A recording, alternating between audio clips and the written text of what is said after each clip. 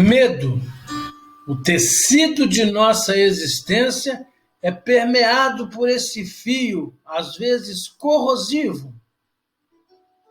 O medo tem muitas vezes nos levado aos ressentimentos, bem como a nos falharmos na prática do autodomínio. E quando ele conspira com orgulho, também tem a função de frustrar nosso desenvolvimento espiritual, nos impedindo de olharmos para nós mesmos e de perdoarmos aos outros. Mas medo e orgulho, dessa forma, não passa de cupins que tentam minar nossa estrutura espiritual. Foi exatamente esse tipo de medo que não só nos paralisa, mas como também nos coloca propensos a sermos manipulados, que serviu de argumento para os navios serem cheios de negros na África e vir para o Brasil. Essa forma de medo também tem sido a forma e o prato cheio para falsos pastores manterem seus poderosos impérios religiosos. E você, o que tem feito em relação a esse medo que o torna presa fácil para pessoas e circunstâncias? O medo tem ditado nossas ações, nossa maneira de vestir e até a nossa maneira de habitar e de nos locomover. Será porque temos esses medos? Será porque nos falta autoconfiança? Claro que não. A autoconfiança não resolve o problema do medo, como quase nenhum problema pode ser resolvido através dela, porque a autoconfiança é limitada, só vai até onde pode ir. E o contrário de medo não é coragem, pois pessoas com coragem agem apesar do medo, elas enfrentam o medo. O contrário do medo é fé.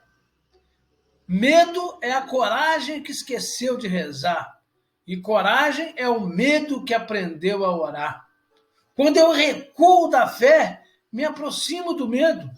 Quando eu aproximo do medo, esse gera dúvida, que enfraquece mais ainda a minha fé.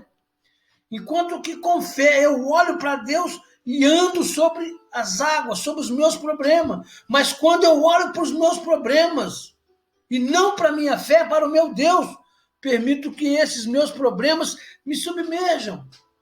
A fé, a confiança em Deus é a resposta para os meus medos egocêntricos. Não o medo como forma de prudência, pois esse é super válido, porque fé significa confiança e não desafio. Não se pode acreditar em Deus e desafiá-lo ao mesmo tempo, como propôs o poder inferior lá no golpe do está escrito. E prudência e caldo de galinha, já diziam os antigos, não faz mal a ninguém. Jamais será preciso se desculpar com alguém por dependermos e por confiarmos em Deus. Nós rimos daqueles que acham que a espiritualidade é o caminho da fraqueza. Paradoxalmente, é exatamente o contrário. Fé significa coragem. Todos os homens de fé têm coragem, enfrentam gigantes. Uns confiam em carro, cavalo, espada, escudo, etc. Mas os que têm fé confiam no Deus da sua salvação. Somente Deus pode remover nosso medo e dirigir nossa atenção para o que Ele quer de nós aqui nessa terra. Nossos defeitos de caráter geram medo e esse, por sua vez, gera mais defeitos de caráter e vai virando uma bola de neve.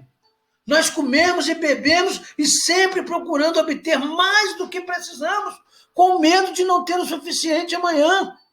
Vivemos inquietos pelo que haveremos de comer, pelo que haveremos de vestir. Quando o medo está imperando em nosso ser, é dessa forma que vamos agir. O rico com medo de ficar pobre e o pobre com medo de passar fome. E assim sucessivamente. Um outro subproduto do medo é a intolerância. A promessa é que se buscarmos o reino dos céus e sua justiça, todas essas áreas de nossa vida, a comida e a vestimenta, nos será acrescida. A ansiedade pelo sexo, pelo poder, a inveja pelos bens dos outros, também tem sua origem no medo. O medo de não conseguirmos satisfazer nossos instintos. O medo de não conseguirmos o que queremos ou de perder o que já temos nos leva a ficar fazendo exigências forçadas a nós mesmos, a Deus e a outro ser humano. Exigências que não podem ser cumpridas sem que haja perversão dos instintos dados a nós por Deus. A diferença entre uma exigência e um simples pedido é claro demais. Quem sou eu para exigir uma coisa de Deus? Ele que é Deus, não eu. A pedra fundamental da libertação do medo é a fé. Uma fé que, a despeito de todas as aparências mundanas, em contrário, nos faz crer que vivemos num universo que faz sentido. E é uma conquista, essa libertação do medo, um exercício, uma tarefa para toda a nossa vida, que nunca, jamais poderemos ficar completamente concluído. Quando formos duramente atacados, ficarmos gravemente enfermos, ou em qualquer situação de séria insegurança, nós vamos reagir a essa emoção de forma boa ou de forma ruim, conforme o caso se apresente. Somente os que se enganam a si mesmos alegam estarem totalmente livres do medo. Muitas vezes o medo é a força que me impede de adquirir e cultivar o poder da fé. O medo bloqueia a minha apreciação de beleza, de tolerância, de perdão, de serviço à sociedade, à comunidade e de serenidade. É preciso aceitar a existência dele e trabalhar em cima dele. Não, creia apenas, disse quando o pessoal falou, sua filha já morreu, Jairo. Creia apenas, Jairo. Para encerrar, deixa uma bonita mensagem, cujo título é Meu Pai é o Piloto. Enquanto aguardava seu avião, ele observava um menino, estava sozinho na sala de espera do aeroporto. Quando o embarque começou, o menino foi colocado na frente da fila para entrar e encontrar o seu assento, antes dos adultos.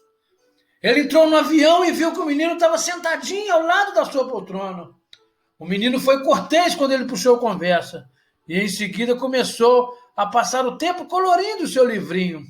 Não demonstrava ansiedade, preocupação, nada com relação ao avião, enquanto os preparativos para a decolagem estavam sendo feitos. Durante o voo, o avião entrou numa tempestade muito forte, o que fez com que a aeronave balançasse como uma pena no vento. A turbulência, a sacudida brusca assustaram os passageiros. Mas o menino não. O menino parecia encarar tudo com a maior naturalidade. Uma das passageiras sentada do outro lado do corredor ficou preocupada com aquilo tudo e perguntou ao menino, você não está com medo? E o menino respondeu calmamente com um sorriso lindo no rosto, não, senhora, não tenho medo. O meu pai é o piloto. Existem situações na vida que lembram um avião passando por uma forte tempestade. Se por acaso você tenta e mesmo assim não consegue se sentir seguro, se você está com a sensação de estar pendurado no ar, sem nada para lhe sustentar, se você está se sentindo sem apoio, se você sentir que está passando por situações de perigo, lembre-se, seu pai é o piloto. Acorde no navio se ele está dormindo. E apesar das circunstâncias, por piores que elas pareçam, lembre-se, o Criador do céu e da terra é quem está no controle. Exatamente por isso não há por que temer. A fé é como um salto no escuro para os braços do Pai. Quem não tem fé não solta e também não é abraçado. Como na história do alpinista, é preciso soltar a corda e não morrer seguro nela a apenas 2 palmos do chão. O meu Deus nos suprirá todas as nossas necessidades em glória. Amém? Até a nossa próxima mensagem.